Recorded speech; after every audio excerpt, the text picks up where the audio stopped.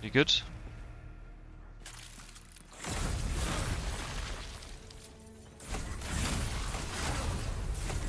If you want to pair it with some regainable health though, your early levels, just to get a bit more life back.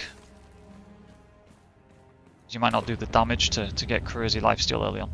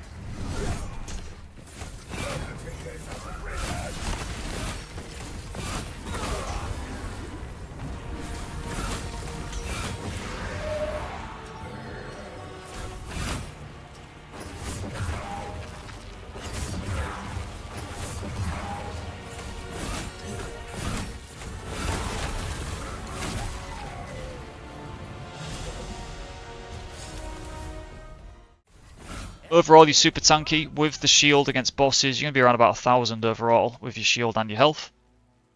But first thing I'm going to say is there is a low life way of doing this. By doing low life, just put low life in the pants, obviously. But I've thought, you know what, this isn't actually going to function as well against bosses, and I'll explain why. When you do low life, you're obviously losing half your life, so 350 life, right? That's what I'd be on, roughly. And what that means is, against a boss like the Echo Knight, if you mess up, he could probably kill you with 350 life and a bit of shield. With this, you can see how easily I killed the boss there. It was super easy. And I did dodge a lot of his attacks, but even if you hit his full combo, he's not going to kill you. You've still got crazy damage, so... I'm doing the full focus version here, so you want full focus on all the gems. Now, the reason I'm using this weapon is because it actually has Plague infusion for free. So you do not need to infuse it, you don't need to put a gem in, enchant it, it will always have Plague infusion unless you change it, right? So that allows you to use the Plague lifesteal.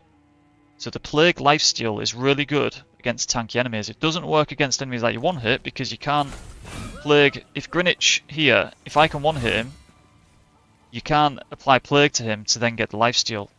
the Plague lifesteal only works. Let's say this guy's the Echo Knight, he's got 1,000,000 health, right? You hit him, and one hit should infect him with these gloves, if you get bonus infection, right? Then he's ready for you to lifesteal from, so the next hit will lifesteal, right? So that's how you top up the top half of your health. The big lifesteal comes from this ring. So when you get to lower life, so 380 life, you will start to get this lifesteal plus the Plague lifesteal on bosses, so you'll shoot up massively. So against ads, you don't really get lifesteal until you drop to like 400 health. That's fine. So don't worry about that, because you've got barrier on kill, and you get barrier on food, so that's not a problem. You'll never die to ads at all. You will be sat around about 1,000, yeah, easily over 1,300 total with barrier and health, so against ads you'll have no problem. But that's how it works. So against ads, you're really not going to need lifesteal too much, but against bosses, the Plague tops up the first 200 of your health. Past that you get the Plague and the bottom half of your health, right? So that's how that works. That means, the reason I do that is because you don't need to put a lifesteal gem in here. You don't need to run low life. So you've got crazy good survivability and crazy lifesteal, so you're just really survivable. Now why is the damage so good on this? It's probably what you're wondering, and why is it so quick? Well, I've got attack speed facet here, right? You could run another one, you don't need to do what I've done here again, but attack speed here, attack speed in the gloves, attack speed ring. Look how quick this is for charged attacks. Like, the Scythe already is a bit quicker anyway, but it's just really, really nice to use to get those attacks out quick, right? So that's the first thing. Barrier on kill, pretty nice. I'm not running barrier on dodge as well, and I'm also not running the barrier boost on chest, because I'm going for max life here. So I'm trying to boost the life as much as possible, because I'm getting 20% taken away. And we want to make the most of this lifesteal. So we're not relying on barrier so much here, we're relying on our health more than barrier, really.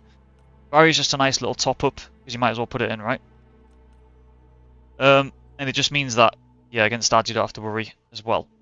So you could run a purple weapon, don't get me wrong, but in fact, purple weapon could be a really good choice, but attack damage is boosted compared to normal damage as a boost, because it's only stamina attacks. So attack damage means stamina attacks, so basic attacks, charged attacks, I get 75% of that is what, say 15?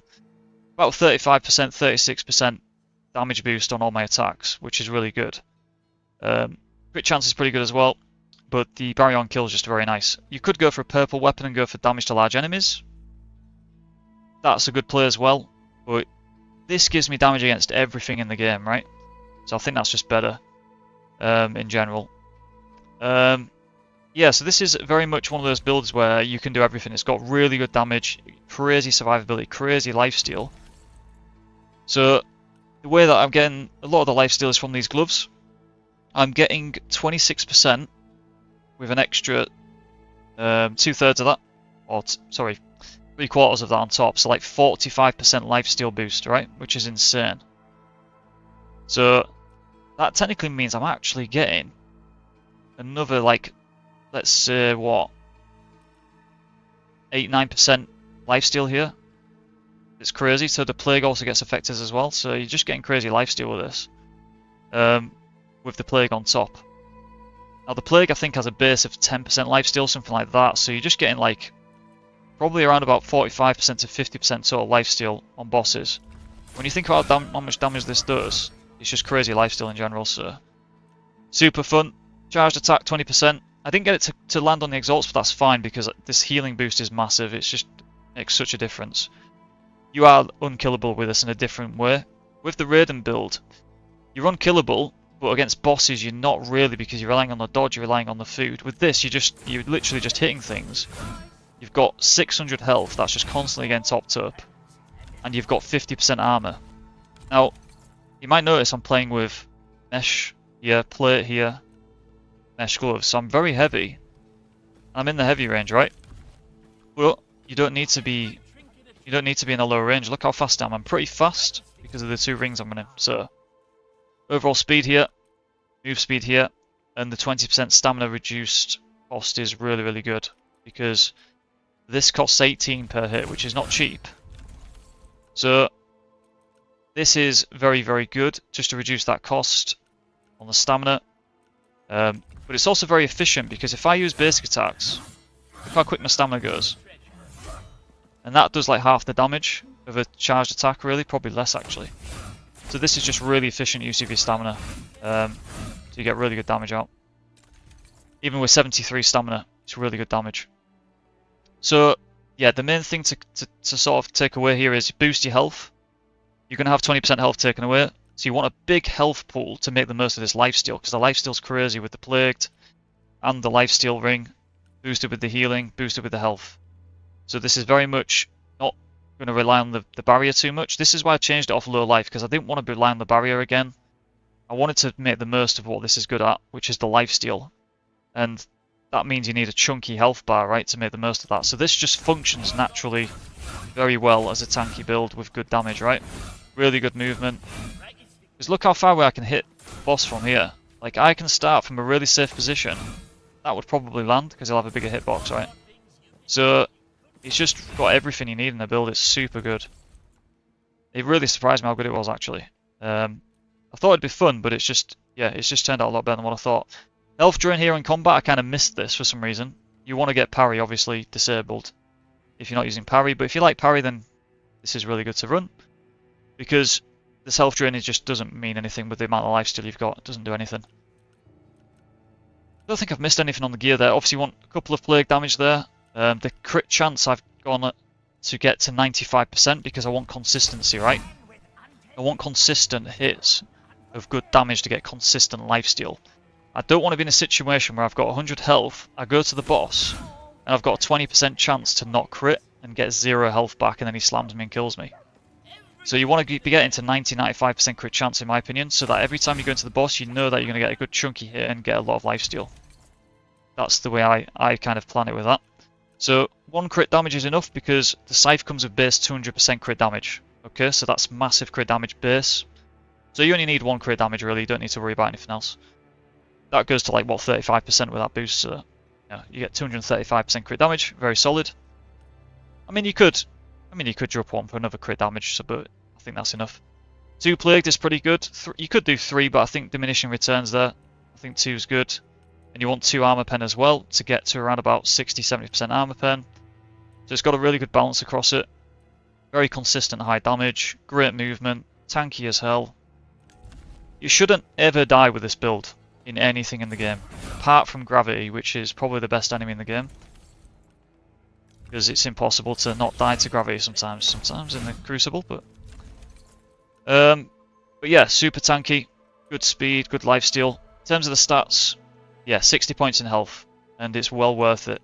Now you could change this if you want to drop health a bit. I just wanted to get to 600 because I thought, yeah, that'd be sick, but you could, I mean, it might be better to adjust it a bit, because you can see I almost one-hit some of the chunky enemies. For some reason I was one-hitting them at the start, but then I wasn't towards the end of that run. I don't know why.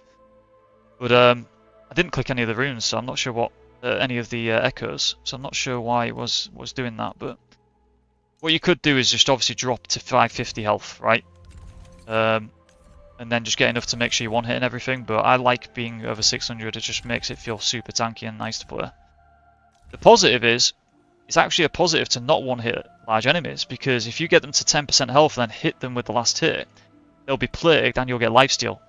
So actually the large enemies, which are probably designed to actually kill you, become life pots. So think of that. They actually become life pots if you don't one-hit them. Because they get plagued, next hit, you'll get lifesteal off it. So you got some free health pots in the form of large enemies there, if you tune it properly like this. But yeah, in terms of the rest of the stats, focus, you want it to be full because it's max focus, so I've got no rune attacks. I only have the channel to get it full and then return to teleport around. That's all you need. The basic attacks are really good as well for some quick attacks, but again, the charge attack is so good it clears the whole... Everything in front of you just gets hit, sometimes behind you as well. So the back right of your character, so this fire pit here would probably get hit. If I did something like that, I'd be pretty close to getting hit. So you have a really good clear as well, AoE. So it's got everything. The stats are pretty simple. 70 plus stamina is enough. You could put a bit more in, but You don't need a lot because it's so efficient with the charged attack. Try and get stamina recovery on a couple. I think I've got it on one. But obviously, because I'm making so many builds right now, I'm not getting absolute perfect gear on all the builds. But if you can get 2 stamina regen, that'll feel very nice. It'll get it to 40, close to 40 stamina regen. But if you get 1, that's fine. But attack speed on gloves is very nice if you can get it. But you definitely want this ring, at the very least. You don't need the attack speed here, though. That's about it. I think that covers it. Heavy range is all you need, like I said. Don't waste any points. Bang them into health. Get the rest into damage. Yeah, 500 health plus is enough for this. But 600 is kind of nice just to get a free cruise kill against the Echo Knight without even needing any boosts. It's yeah, super nice, super fun. I'd recommend it. So I'm going to start working on some other builds, which are going to come to the channel. Yeah, some pretty cool ones. So yeah, stay tuned for those. And yeah, looking forward to doing more videos. Isn't the attack damage a dead start if you mostly charge attack? No, because charge attack does count. I tested this.